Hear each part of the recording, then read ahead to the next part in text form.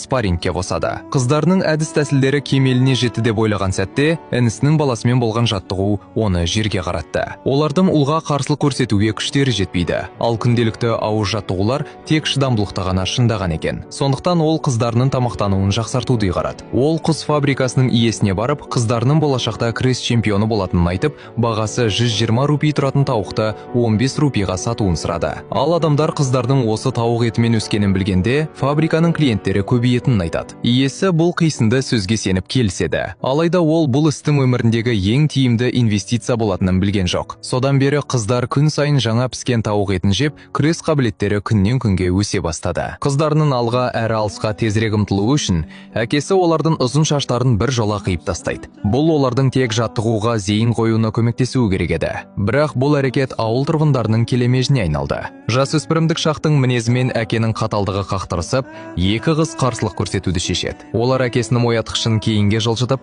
жаттығу кезінде шамдар киіп кетсін деп жасырын су шашты. Ал жүгіру кезінде жарақат алғандай кейіп танытып, күрескенде әдейі жеңіліп қалып жүрді. Әкесі ашуланса да ештеңе істей алмайды. Қыздар осы жеңістеріне қуанып жүргенде, ең жақын құрбысының үйлену тойы оларға әкесінің игі ниетін түсінуге көмектесті. Қалыңдықтың өңі өлідей қуарып, ауыр ойға батқан еді. Өйткені ол небәрі 14 жаста болатын. Жастық шақтың қызығын көріп те үлгерместен, оны тұрмысқа шығуға, бала табуға және күйеуіне тамақ дайындауға мәжбүрлеп жатты. Ол күйеу жігіттің кім екенін де білмейтін. Бұл Үндістандағы көптеген әйелдердің тағдыры еді. Ол екі қызға «Сендердің жолдарың болды.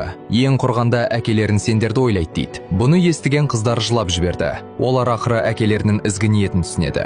Егер күресте жақсы нәтиже көрсетпесе, бүгін құрбысының басына түскен тағдыр ертең өздерінің де болашағына айналуы мүмкін еді. Осыдан кейін олар қоғамның пікірінен қорқуды қойып, бар ынтасын болашаққа бағыттайды.